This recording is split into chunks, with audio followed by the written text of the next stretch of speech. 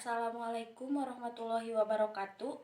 Perkenalkan, nama saya Intan Dwi Septiani, NIM 19101125 dari kelas S1 TT07D. Cita-cita saya ingin membahagiakan kedua orang tua saya dan orang-orang yang saya sayangi di sekeliling saya. Di sini saya akan menjelaskan mengenai modul 5, subprogram, prosedur, dan fungsi. Baik, di sini saya akan menjelaskan mengenai modul 5 subprogram prosedur dan fungsi. Yang pertama, pengertian prosedur. Prosedur merupakan suatu program terpisah dalam blok sendiri yang berfungsi sebagai subprogram atau program bagian. Prosedur biasanya bersifat suatu aktivitas seperti mencari bilangan prima dari sekumpulan bilangan atau mencari bilangan genap dari sekumpulan bilangan dan sebagainya. Prosedur biasanya digunakan pada program yang terstruktur karena yang pertama merupakan penerapan konsep modular, yaitu memecah-mecah program yang rumit menjadi program-program bagian yang lebih sederhana. Yang kedua, untuk hal-hal yang sering dilakukan atau dipakai berulang-ulang, cukup dituliskan sekali saja dalam bentuk prosedur dan dapat dipergunakan atau dipanggil berulang kali jika diperlukan. Yang ketiga, membuat kode program lebih mudah dibaca atau dimengerti, terutama oleh programmer lain. Yang keempat, dapat digunakan untuk menyembunyikan detail program. Di sini, ciri-ciri prosedur yang baik adalah sebagai berikut. Yang pertama, hanya memiliki satu fungsi tujuan. Sebuah prosedur sebaiknya hanya mempunyai satu fungsi tujuan atau hanya memecahkan sebuah masalah dalam program dan tidak bercampur dengan tujuan lain. Yang kedua, tidak tergantung pada prosedur lain. Sebuah prosedur sebaiknya bersifat mandiri. Artinya, sebuah prosedur dapat dijalankan dan diuji tanpa menunggu bagian lainnya, prosedur atau fungsi lain selesai. Selain itu, variabel yang digunakan dalam prosedur tidak mempengaruhi variabel yang digunakan pada bagian lain di keseluruhan program. Yang ketiga, berukuran kecil atau small size. Yang dimaksud ukuran di sini adalah panjang kode program atau panjang algoritma pada sebuah prosedur. Ukuran kecil pada sebuah prosedur agar prosedur lebih mudah dibaca, dipahami, maupun diperbaiki jika terdapat kesalahan pada sebuah prosedur. Bentuk umum prosedur adalah sebagai berikut. Void, nama prosedur, daftar parameter. Kemudian contoh prosedur dalam bahasa C++. Di sini ada contoh program prosedur menghitung luas persegi panjang. Berikut contoh programnya. Fungsi memanggil prosedur return 0.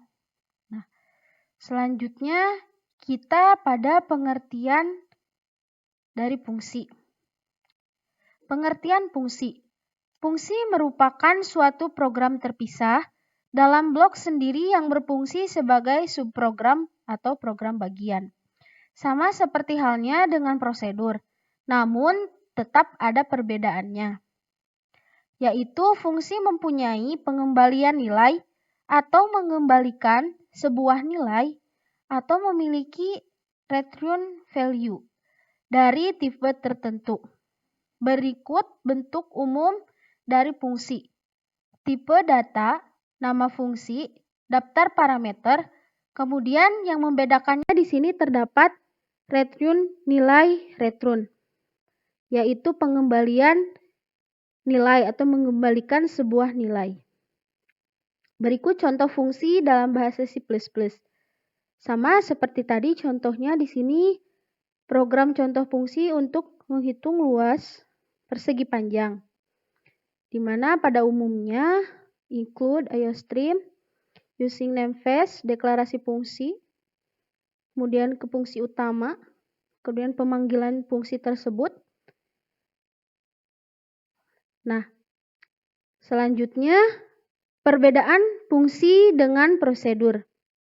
Yang pertama, pada fungsi, tipe data nilai yang dikirimkan balik atau return value terdapat pada nama fungsinya, sedangkan prosedur tidak memiliki nilai return value atau misal return luas. Yang kedua, karena nilai balik berada di nama fungsi tersebut, maka fungsi tersebut dapat langsung digunakan untuk dicetak hasilnya. Atau nilai fungsi tersebut dapat juga langsung dipindahkan ke pengenal variabel yang lainnya. Yang ketiga, pada prosedur, nama prosedur tidak bisa digunakan langsung seperti pada nama fungsi. Yang bisa langsung digunakan dari sebuah prosedur adalah parameternya yang mengandung nilai balik. Yang terakhir, pada dasarnya tidak ada perbedaan yang signifikan antara fungsi dan prosedur. Jika suatu subprogram tersebut memiliki nilai balik atau return value, maka subprogram tersebut disebut fungsi. Namun, jika tidak mempunyai nilai balik, maka subprogram tersebut adalah prosedur. Mengapa menggunakan fungsi dan prosedur? Yang pertama, meningkatkan kemampuan untuk menganalisis kesalahan. Jika terjadi suatu kesalahan, kita tinggal mencari fungsi atau prosedur yang bersangkutan. Yang kedua, modifikasi program dapat dilakukan pada suatu fungsi atau prosedur tertentu saja. Yang ketiga, memecahkan program yang rumit menjadi lebih sederhana. Yang keempat, dengan memecah program menjadi subprogram yang lebih kecil, program dapat dikerjakan oleh beberapa orang dengan pembagian beberapa program, fungsi atau prosedur. Yang kelima, untuk aktivitas yang dilakukan lebih dari satu kali atau sering dilakukan berulang-ulang, fungsi dan prosedur dapat digunakan untuk menghindari penulisan program yang sama yang ditulis secara berulang. Yang terakhir, mempermudah dokumentasi. Di sini pada flowchart keduanya memiliki bentuk yang sama, yaitu ini dinamakan predefined process. Baik fungsi maupun prosedur, flowchart-nya seperti ini.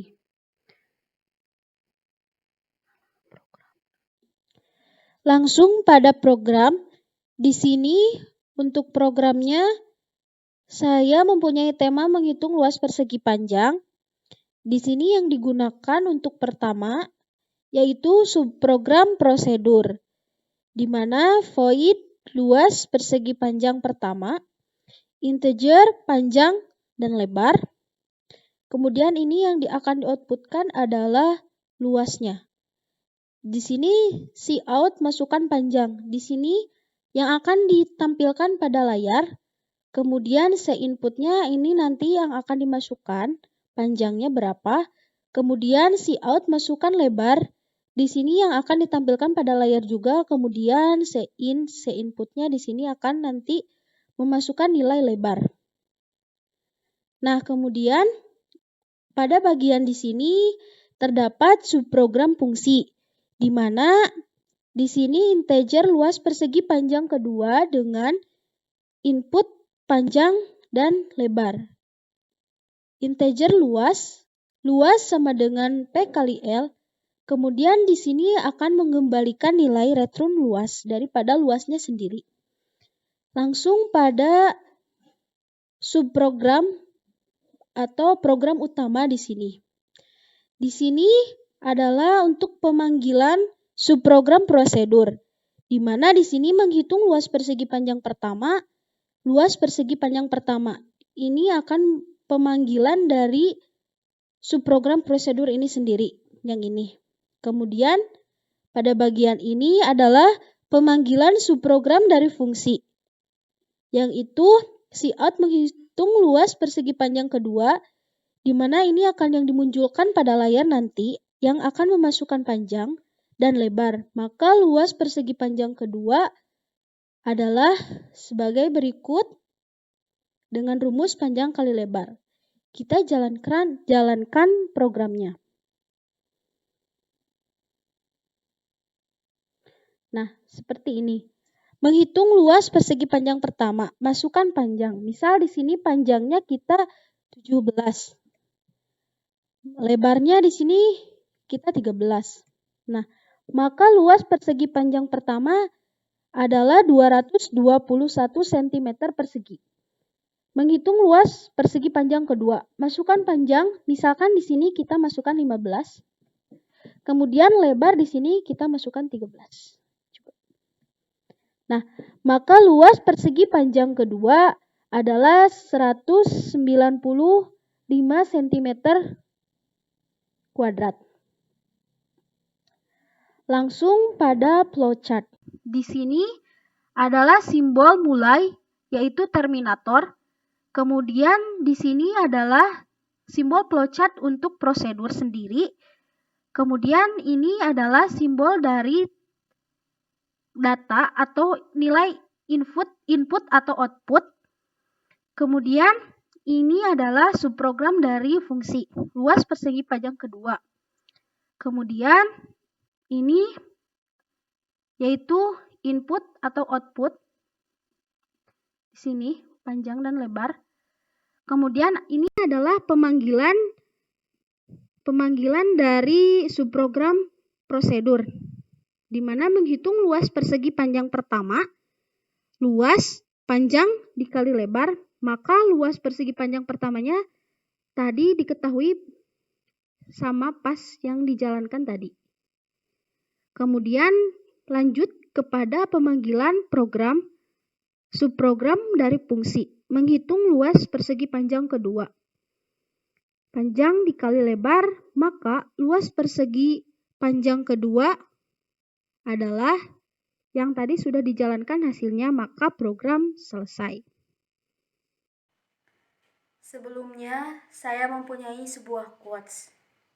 Selalu bersyukur, berusaha, dan tetaplah berjuang untuk kehidupan di masa yang mendatang. Terima kasih atas perhatiannya. Mohon maaf apabila banyak kesalahan. Wassalamualaikum warahmatullahi wabarakatuh.